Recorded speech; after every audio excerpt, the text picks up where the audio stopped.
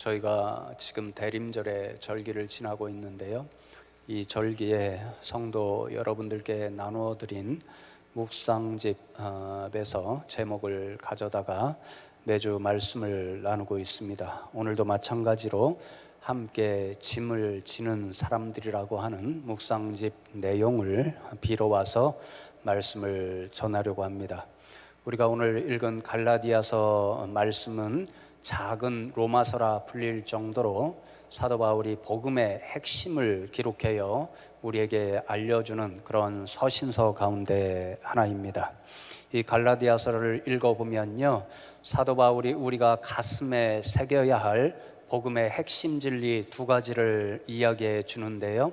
첫 번째는 우리가 도대체 어떻게 구원받게 되는가, 어떻게 하나님의 자녀가 되는가, 그것은 율법의 행위로가 아니라 오직 예수 그리스도를 믿는 믿음밖에 없다. 우리는 믿음으로만 구원받고 믿음으로만 하나님의 자녀가 된다라는 사실이고요. 두 번째로는 우리가 어떻게 살아야 하는가, 구원받은 백성은 어떠한 모습으로 살아가야 하는가. 우리가 예수 그리스도를 믿게 되었을 때에 하나님께서 우리 가운데 성령을 선물로 주셨기 때문에 우리는 우리의 마음과 생각대로 살아서는 안 되고 우리 안에 내주에 계신 성령님의 인도하심에 따라 살아야 된다. 그것이 바로 예수님을 믿고 구원받은 사람들의 삶의 모습이다. 이 두 가지를 우리들에게 가르쳐주고 있습니다. 오늘 우리가 나눌 말씀은 바울이 이렇게 주는 복음의 두 번째 교훈, 우리는 어떤 삶을 살아야 되는가, 우리의 주인이 되신 성령님의 인도하심과 가르치심에 따라 살아야 한다. 그 말씀을 함께 나누겠습니다. 여러분, 5장 이제 중반부부터 그런 말씀을 기록해서 우리에게 교훈하는데요, 16절 말씀을 보시면 내가 이르노니 너희는 성령을 따라 행하라. 그리하면 육체의 욕심을 이루지 아니하리라. 또 18절 말씀에도 보시면 너희가 만일 성령의 인도하시는 바가 되면 율법 아래에 있지 아니하리라. 마지막으로 25절 말씀에 보시면 만일 우리가 성령을 살면 또한 성령으로 행할지니, 그렇게 교훈합니다. 똑같이 한결같이 사도 바울은 저와 여러분이 진짜 예수님을 믿는 사람들이라고 한다면 우리 안에 내주에 계시는 성령님과 동행하는 삶을 살아가십시오. 성령께서 가르치시고 인도하시는 대로 살아가십시오. 그러면 우리가 육체의 일을 이루지 않고 반드시 하나님을 기쁘시게 하는 성령께서 원하시는 삶을 살아가게 될 겁니다. 이렇게 교훈하는 거지요. 여러분, 그래서 사도 바울은요, 갈라디아서 5장 13절에서 6장 10절까지 이르는 긴 말씀에서 우리가 성령의 인도하심에 따라 살면 어떻게 사는 사람들이 될 수 있는가, 이러한 삶의 지침들을 하나하나 우리들에게 가르쳐 주고 있고요. 그 가운데 하나가 뭐냐면 우리가 오늘 말씀 나눌 서로 짐을 져 주십시오. 이것이 바로 성령님의 인도하심에 따라가 사는 그리스도인들이 살아가야 할 하나의 삶의 모습이라는 거지요. 그래서 오늘 그 말씀을 함께 나누고 저와 여러분이 이 자리를 떠날 때는 내가 져야 할 짐이 무엇인가를 알고 내가 반드시 그 짐을 지겠습니다라고 하는 믿음의 결단을 하나님 앞에 드리며 이 자리를 나서는 저와 여러분 되면 좋겠습니다. 여러분, 먼저 오늘 말씀해 보시면요, 재미있는 그런 비교를 발견할 수 있는데요, 오늘 본문 읽은 2절 말씀에 보면 너희가 서로 짐을 지라 그리하여 그리스도의 법을 성취하라, 이렇게 교훈하고요. 또 5절 말씀을 보시면 각각 자기의 짐을 질 것이라, 이렇게 교훈합니다. 짐이라는 말이 똑같이 나오는데요, 그 짐의 두 종류가 있다라는 거죠. 하나는 서로 함께 져야 할 짐이 있고요, 다른 하나는 각자 자신이 책임지고 져야 할 짐이 있다, 그런 말씀인 거죠. 여러분, 제가 헬라어 원어를 찾아보니까요, 이 짐 똑같은 한국말로 번역됐지만 헬라어 원어로는 매우 다르더라고요. 2절에 나오는 짐은요, 헬라어로 바로스 이런 말로 되어 있는데, 이 말은요, 혼자서는 질 수가 없는 큰 짐, 무거운 짐을 의미하는 말이고요. 5절에 나타나는 짐의 원어는 포르티온이라는 말인데요, 이것은 작은 짐꾸러미 있잖아요. 작은 이렇게 옛날 어르신들 보면 보자기로 지어서 손에 이렇게 들고 다니잖아요. 작은 짐꾸러미, 그래서 혼자서도 감당할 수 있는 그런 짐을 말하는 겁니다. 그러니까 오늘 말씀해 보면요, 우리가 져야 할 짐이 두 가지인데요, 하나는 너무도 크고 무거워서 혼자 질 수 없으니까 서로 함께 져야 할 짐이 있고, 다른 하나는 우리가 반드시 져야 할, 그래서 혼자서도 질 수 있는 작은 짐이 있다, 그런 말씀인 거죠. 여러분, 오늘은 이렇게 함께 져야 할 짐이 무엇인가, 그리고 우리가 각자 반드시 책임지고 져야 할 개인적인 짐은 무엇인가, 그 말씀을 함께 나누고 그 짐을 지겠다, 이런 결단을 하시는 저와 여러분 되면 좋겠습니다.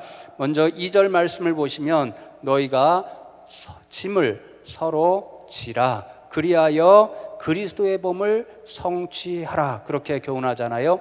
크고 무거운 짐이 있다고 말씀했습니다. 그렇게 크고 무거운 짐은 혼자 질 수 없으니까 서로 함께 져야 되는데, 그렇게 서로 함께 지면 예수 그리스도께서 이루신 법을 우리도 성취할 수 있다, 이룰 수 있다, 이렇게 권면하는 거죠. 여러분, 그러면 예수님께서 이루신 이 법이 무엇일까요? 그래서 다시 묵상집으로 돌아갑니다. 28쪽에 보면요, 보네퍼라는 목사님이 신도의 공동생활이라고 하는 아주 유명한 책을 남겨놓으셨는데요, 그 책에서 그리스도의 법이 무엇인지, 그리고 우리가 져야 할 그리스도의 법, 그 내용이 무엇인지를 이렇게 설명해 주고 있습니다. 그리스도인에게는 형제 자매가 짐이 됩니다. 이방인에게는 다른 사람들이 전혀 짐이 되지 않습니다. 이방인은 다른 사람들로부터 오는 짐을 피해갑니다. 그러나 그리스도인은 형제 자매의 짐을 져야 합니다. 그리스도인은 형제 자매를 용납해야 합니다. 다른 사람은 오직 짐으로서만 참으로 형제 자매지 지배대행해야 할 대상으로서가 아닙니다. 인간의 짐은 하나님 자신에게도 그토록 무거워 그 짐 아래서 십자가를 지실 수밖에 없었습니다. 예수 그리스도께서 먼저 이루신 법이 무엇이었냐면요, 바로 십자가를 지시는 일이었습니다. 예수님이 왜 십자가를 지셨지요? 바로 저와 여러분 때문이었습니다. 저와 여러분이 져야 할 짐이 있었습니다. 그것은 바로 죄의 짐이었습니다. 그런데 그 짐이 너무도 무거워서요, 저와 여러분 스스로 질 수가 없었습니다. 그래서 하나님께서 독생자 예수 그리스도를 이 세상에 보내주셨고요, 저와 여러분이 지어야 할 그 죄의 모든 짐을 예수님께서 짊어지시고 십자가를 지신 거지요. 그렇게 예수님께서 저와 여러분이 혼자서는 질 수 없는 죄의 짐을 감당해 주심으로 우리는 그 무거운 죄의 짐으로부터 자유를 얻고 구원을 받으며 영생의 복락을 누리게 된 거지요. 마찬가지로 여러분, 우리가 예수님을 믿고 예수님의 뒤를 따라가는 사람들이라면요, 예수님처럼 남이 홀로 질 수 없는 무거운 십자가의 짐을 함께 지는 사람들이 될 때에 우리는 예수님의 사람들이 될 수 있다는 거죠. 여러분, 세상 사람들은 남의 십자가를 감당하려고 하지 않습니다. 내 짐 지기도 어려운데 왜 남의 십자가까지 내가 져야 돼? 이렇게 세상 사람들은 생각합니다. 그렇지만 예수님을 믿는 사람들은 어떤 마음을 가져야 되는가?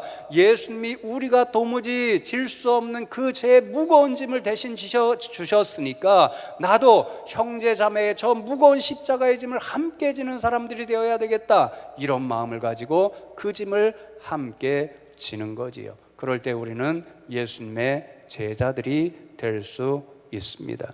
여러분, 그러면 형제와 자매가 혼자서는 감당하지 못해서 우리가 함께 져야 할 크고 무거운 그 십자가의 짐은 무엇일까요? 여러 가지가 있을 수 있는데요, 보네퍼가 이제 제자도라고 하는 책 거기에서 말해주는 한 가지 짐의 내용이 있습니다. 그것은요, 우리가 육신적으로나 또 정신적으로나 너무 연약하잖아요. 그러니까 세상 살다가 보면요, 원하지 않는데 육신적으로도 굉장히 큰 고통을 받을 때가 있고요, 정신적으로도 심각한 그런 상처를 받을 때가 있습니다. 그럴 때는 참 혼자 감당하기가 어렵다는 것을 우리가 너무도 잘 알잖아요. 예를 들면 너무도 사랑하는 사람이 매일 보고 싶고 매일 이야기하고 싶고 그렇게 사랑의 교제를 나누고 싶은 가장 사랑하는 사람을 먼저 하늘나라로 떠나보낼 때가 있습니다. 그럴 때 우리는 얼마나 마음이 무겁고 또 상처가 돼서요, 혼자 감당하기가 너무도 어려운 거지요. 제가 가끔 집에 내려가면 아버님을 볼 때마다 그런 깨달음을 얻게 됩니다. 아버님이요, 딸을 먼저 하늘나라 보내고서요, 그때부터 얼마나 약해지셨는지 모릅니다. 눈물을 흘리는 모습을 너무 자주 보여주시고요, 손주들 앞에서 눈물 흘릴 때가 얼마나 많은지 모릅니다. 육신도 얼마나 연약해지셨는지 모릅니다. 그렇게 혼자 감당할 수 없는 짐들이 우리에게 있는 거지요. 또 우리가 원치 않게 무서운 육신의 질병을 이렇게 가질 때도 있습니다. 우리 교회 성도님들 가운데도요, 그런 육신의 연약함 때문에 이 자리를 나오지 못하는 무서운 질병을 가지신 분들도 있습니다. 그것도 혼자 감당하기가 매우 어렵지요. 그러니까 어떻게 해야 되는가? 예수님이 저와 여러분의 무거운 짐을 짊어져 주셨듯이요, 그런 형제 자매들 무거운 짐을 혼자 감당하지 못해서 주저앉아 있고 지금 힘겨워하고 있는 그분들에게 다가가서 사랑의 손길을 내밀고 정말 그분들을 도와주고 위로하는 사람들이 되어야 한다라는 거죠. 우리는 다 알 수 있습니다. 그런 아픔을 우리가 정말 완전히 가져와서 대신 다 아파할 수 없습니다. 대신 다 눈물을 흘릴 수 없습니다. 그렇지만요, 그분들에게 가서 정말 그분들을 한 번 더 안아주고요, 하나님의 말씀으로 용기를 붙들어주고요, 부둥켜 안고 눈물로 기도해주면요, 그분들에게 힘과 용기를 줄 수 있는 거지요. 여러분, 이러한 서로와의 짐을 서로 져주는 저와 여러분 되면 좋겠습니다. 그래서 여러분, 제가 여러 차례 말씀드렸는데요, 다시 한번 이 자리를 빌어서 정말 부탁드리고 권면드립니다. 우리 교회에 가끔가다 결혼식 같은 기쁜 일이 있잖아요. 그러면 많이들 가셔서요, 그 기쁨을 함께 해주시면 좋겠습니다. 그런데 더 중요한 자리는요, 바로 사랑하는 사람을 떠내보내는 장례식의 자리입니다. 여러분, 장례식 자리는요, 더 많이 찾아가셔서 함께 울고 함께 위로하고 함께 눈물을 흘려 기도하는 저와 여러분 되면 좋겠습니다.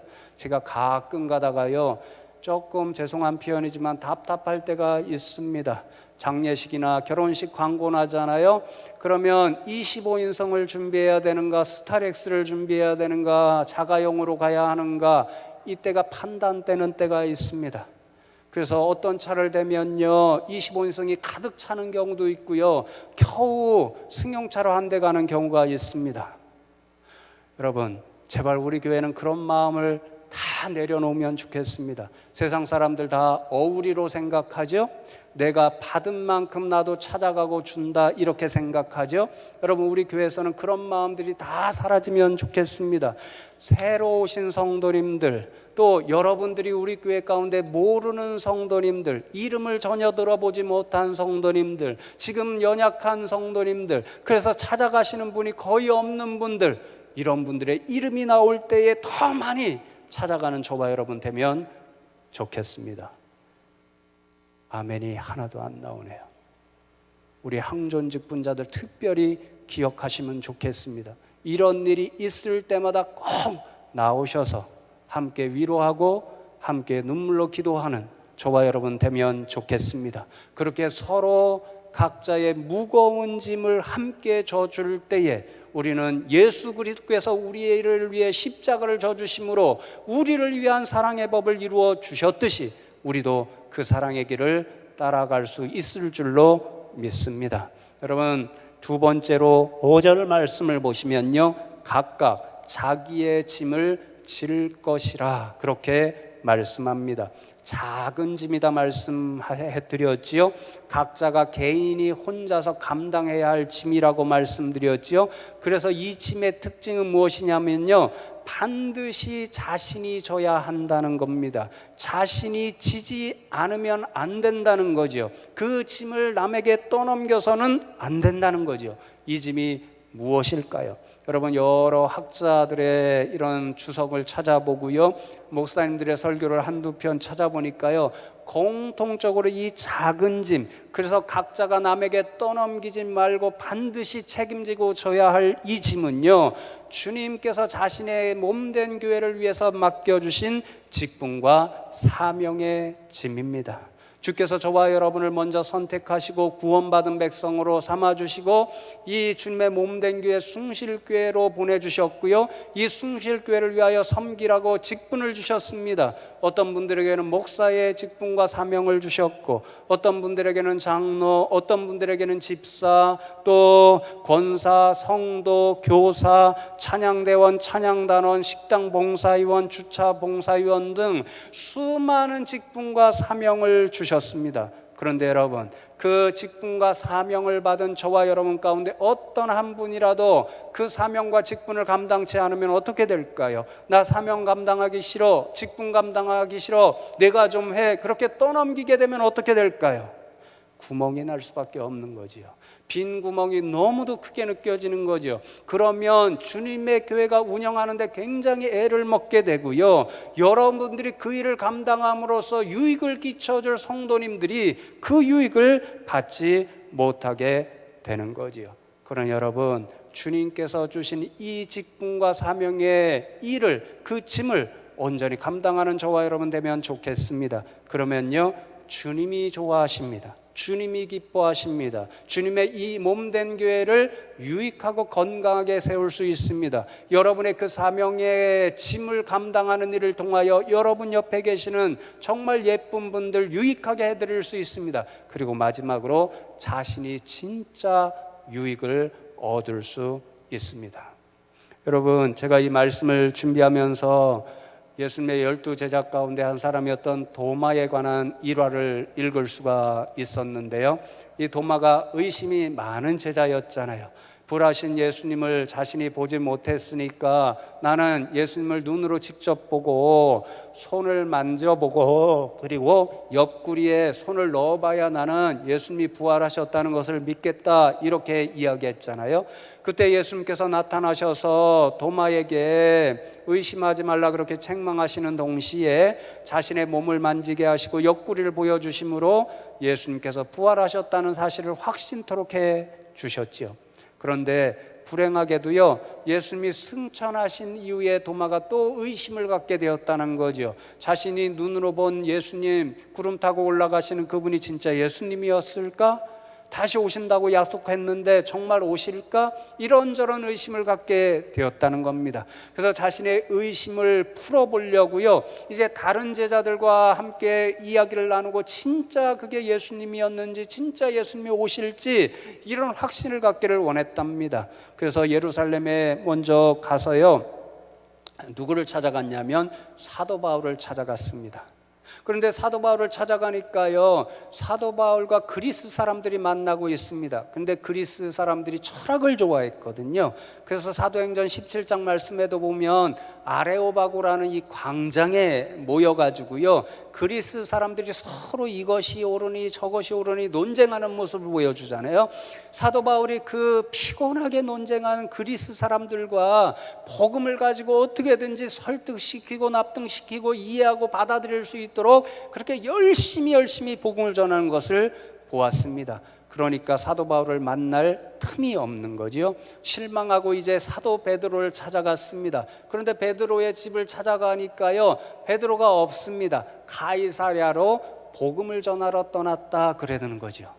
차례차례 제자들을 하나 둘 찾아갔는데요, 다 자신에게 맡겨진 일을 하느냐고 너무도 정신이 없어서 도마를 만날 수도 없고 도마의 이야기를 듣고 의심을 풀어줄 수 있는 제자들이 하나도 없었습니다. 풀이 완전히 죽어서 도마는 실망하고 있었는데요, 가만히 생각하니까 예수님의 여자 제자 가운데 한 분이 떠올랐습니다. 욥바의 도로가라는 자매가 있었는데요, 이 도로가라는 자매는 너무도 사랑이 많았어요. 그래서 어떤 사람이든지 찾아가면 따뜻한 사랑을 나누어주고 또 자선행위, 구제행위를 아주 앞장서서 하는 그런 분이었기 때문에 아무리 바빠도 나를 만나줄 것이다, 이런 기대를 갖고 이제 욥바로 도로가 자매를 찾아가게 되었습니다. 그런데 도마가 도로가 자매를 찾아갔을 때요, 도로가 자매가 며칠 동안 너무도 아파서 자리에 누워서요, 자신이 도와주어야 할 많은 사람을 도와주지 못했습니다. 그러니까 일이 너무 밀려 있는 거지요.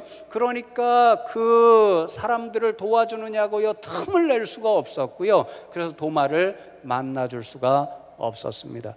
완전히 실망해서 이 도마는요 다시 예루살렘으로 발길을 돌리게 되었습니다. 그런데 예루살렘으로 돌아오는 이 길에서 도마는 중요한 깨달음을 얻게 되었습니다. 가만히 생각해 보니까요, 다른 모든 제자들은 주님께서 자신들에게 맡겨준 일을 감당하느냐고 너무 바빠 있는 거죠. 그런데 자신만 일을 하지 않고 있으니까 주님이었을까? 주님이 진짜 올까? 이렇게 쓸데없는 의심을 하고 있는 자신을 발견하게 된 거지요. 그래서 도마는 그 자리에서요, 내가 사치스럽게 고민하면서 시간을 낭비하고 있구나, 이런 사실을 깨닫게 되었고요. 바로 그 자리에서 파르티아라고 하는 지역으로 가서 주께서 말씀하신 대로 복음을 전하는 일에 온전히 헌신하게 되었습니다. 그 이후에 어떻게 되었을까요? 여러분, 도마는 자신이 가졌던 모든 의심으로부터 자유케 되었습니다. 그 이후로는요, 너무 주님께서 맡겨주신 일에 헌신하고 충성을 다하다 보니까요, 내가 이런 의심을 갖고 있구나, 이런 생각조차 할 겨를이 없었던 거지요. 그래서 여러분, 그는 주님의 일을 온전히 감당하는 그런 제자로 살아갈 수가 있었습니다. 여러분, 그렇습니다. 우리도요 이런 경우를 많이 경험합니다. 가정이나 직장이나 이런 생에서 주변에서 만나는 분들, 친구분들을 한번 생각해 보십시오. 뭔가 엉뚱한 생각을 하거나 엉뚱한 일을 벌이는 사람들의 특징이 있습니다. 그럴 생각을 할 여유가 있는 거죠. 그런 엉뚱한 일을 할 수 있는 틈이 있는 거죠. 그러니까 그렇게 하는 거지요. 교회 일도 마찬가지입니다. 여러분, 교회 일을 하다 보면요, 교회에 대하여 자꾸 의심하는 분들이 있습니다. 교회에 대하여 신뢰하지 못하는 분들도 있습니다. 그런 분들은 대부분 어떤 분들이냐면요, 교회를 향하여 충성해야 할 그 일들을 감당하지 못하고 있는 분들입니다. 여러분, 정말 헌신하고 충성하는 분들은요, 그런 생각할 겨를이 없습니다. 그런 분들은요, 주님께서 맡겨주신 이 일을 어떻게 하면 내가 더 충성할 수 있을까, 더 성취할 수 있을까, 이 일을 통하여 어떻게 내가 주님의 교회를 위하여 유익한 일을 더 감당할 수 있을까, 이 일을 통하여 주님께서 맡겨주신 형제와 자매들을 위해서 내가 얼마나 더 유익한 일을 행할 수 있을까, 이런 고민을 하지 다른 생각을 할 겨를이 없기 때문인 거지요. 그러나 여러분, 저와 여러분이 주님께서 지라고 맡겨주신 직분과 사명의 짐을 온전히 감당하는 저와 여러분이 되면 좋겠습니다. 모두가 유익한 길입니다. 주님이 기뻐하시고요, 주님의 이 몸된 숭실교회를 더 건강하고 아름답게 세울 수 있고요, 여러분 옆에 계시는 사랑하는 분들을 더 유익하게 만들어 드릴 수 있고요, 마침내 자신도 신앙적으로 더 성숙할 수 있는 길임을 저와 여러분이 깨달으면 좋겠습니다. 그래서 여러분, 지난주에 제가 참 기쁜 소식을 하나 들었고 감사하게 생각했습니다. 제가 지금 2주 동안이나 다음 해에 교사분이 좀 필요합니다, 우리 교회 학교 섬기실 분들이 필요합니다, 이렇게 광고를 냈잖아요. 근데 저한테 아무도 제가 하겠습니다라는 분이 아직 나타나고 있지 않습니다. 그래서 이런저런 통로를 통해서 제가 부탁하고 기다리고 있는데요, 근데 주중에 어떤 분이 이런 정말 아름다운 이야기를 들려주십니다. 그런 광고를 보고요, 한 목장교회에서 요즘 카톡 하잖아요. 그래서 카톡 이렇게 막 소리를 내잖아요.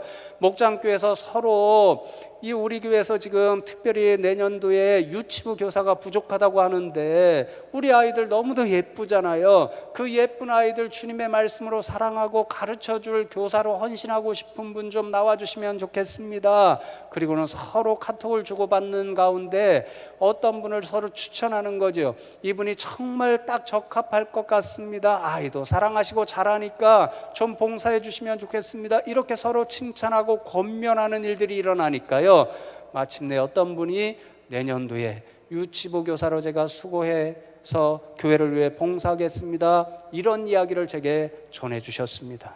그러니 얼마나 감사하고 얼마나 은혜를 받았는지 모릅니다. 여러분, 저와 여러분들 가운데 이런 분들이 더 나오면 좋겠습니다. 좋겠습니다. 그래서 저와 여러분이 정말 주께서 맡겨주신 그 짐을 온전히 감당하면 좋겠습니다. 여러분이 그 짐을 외면하면 교회에 구멍이 생깁니다. 유익이 사라집니다. 여러분이 충성을 다해서 그 일을 감당하면요, 교회도 유익하고 마침내 여러분도 유익할 줄로 믿습니다. 이제 말씀을 맺습니다. 대림절의 기간이잖아요. 이렇게 주께서 맡기신 짐들, 너무 무거워서 혼자 질 수 없기 때문에 함께 져야 하는 짐들, 그리고 각자에게 맡겨주신 충성을 다하여 져야 할 사명과 직분의 짐을 감당하는 사람들에게는 어떤 복이 있냐면요, 이 대림절의 절기가 축복으로 다가옵니다. 왜냐하면요, 그런 일들을 감당하는 분들은요, 진짜로 주님 오실 그날을 학수고대하고 찬송하며 기다릴 수 있기 때문입니다. 6장 8절 말씀을 함께 읽으면 좋겠습니다. 함께 읽겠습니다. 자기의 육체를 위하여 심는 자는 육체로부터 썩어질 것을 거두고 성령을 위하여 심는 자는 성령으로부터 영생을 거두리라. 여러분, 제가 말씀드렸지요, 예수님을 믿는 사람들은 성령을 선물로 받습니다. 그래서 그런 분들은 성령의 인도하심에 따라 삶을 살아야 합니다. 그 삶의 내용이 많이 기록되어서 사도 바울로부터 우리가 권면을 받습니다. 그 가운데 하나가 뭐냐면요, 우리는 육신을 따라 심어서는 안 되고 성령을 따라 심어야 되고, 그러한 성령을 따라 심는 삶이 무엇인가? 그 중에 하나가 바로 서로 짐을 지어주고, 그 짐을 지어주고 또 각자에게 맡겨주신 사명과 직분의 짐을 감당하는 겁니다. 그러면 어떠한 일들이 주님 오실 때 일어나는가?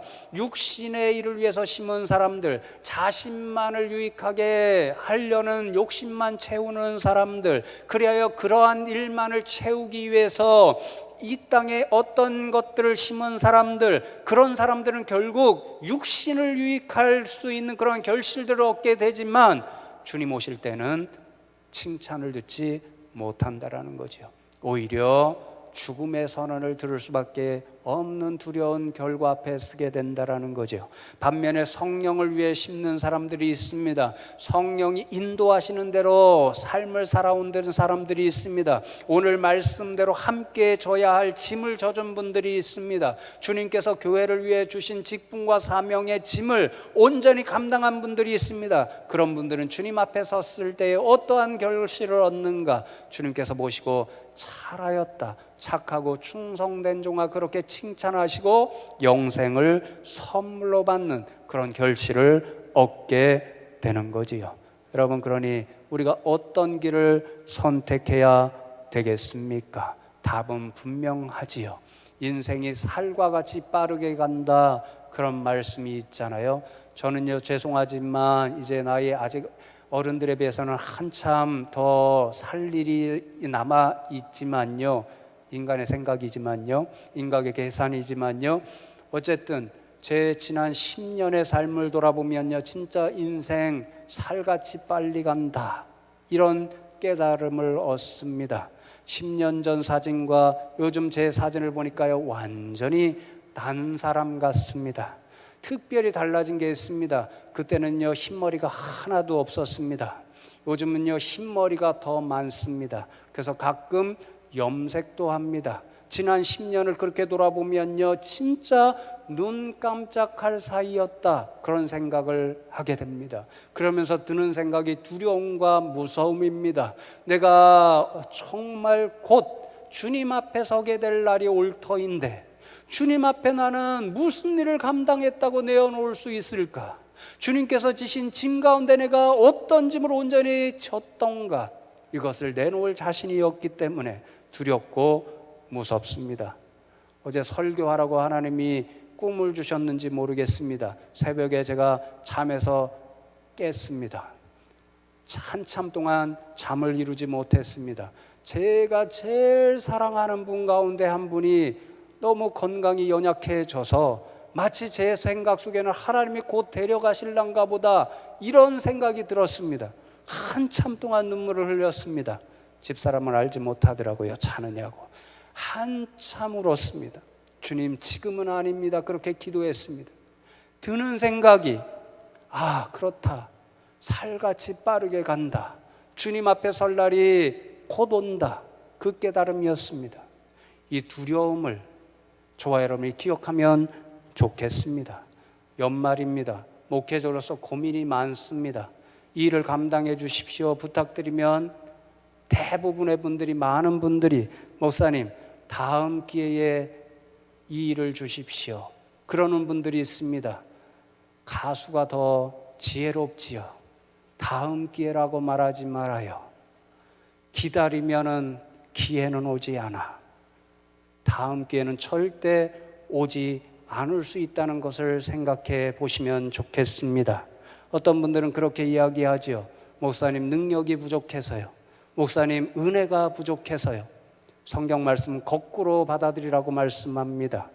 내가 능력이 부족하고 은혜가 부족하여도 열심으로 충성하는 마음으로 주님의 일을 감당코자 하면 주님께서 능력 주십니다. 주님이 은혜 넘치게 해주실 줄로 믿습니다.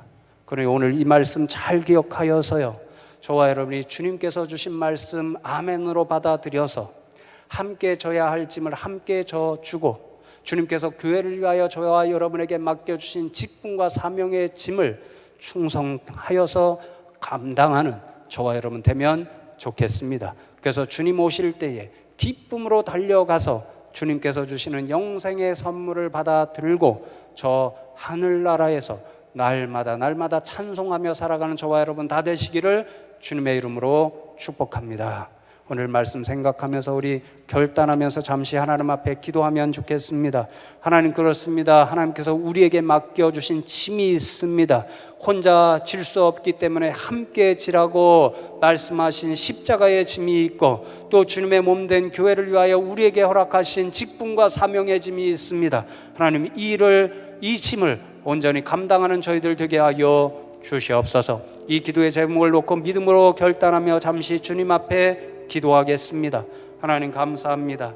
오늘도 저희들을 불러주시고 이 추운 날씨에 정말 주님의 은혜를 사모할 수 있는 저희들 되게 하신 것 감사함을 드립니다. 하나님, 오늘 말씀을 저희들이 가슴에 새기고 머리로 기억하고 깨달아 알게 하여 주시옵소서. 그래야 주님께서 우리에게 맡겨주신 짐들, 너무도 무거워서 혼자 질 수 없기 때문에 함께 져야 할 십자가의 짐과 주님께서 주님의 교회를 위하여 지라고 주신 직분과 사명의 짐을 온전히 감당하는 저희들 되게 하여 주옵소서. 그래야 주님을 기쁘게 해드리고 교회를 건강하게 세우고 몸된 교회를 통하여 만난 모든 형제와 자매들 유익하게 하고 마침내 자신도 신앙의 성장을 이룰 수 있는 저희 모두가 되게 하여 주시옵소서. 주여 도와 주시옵소서.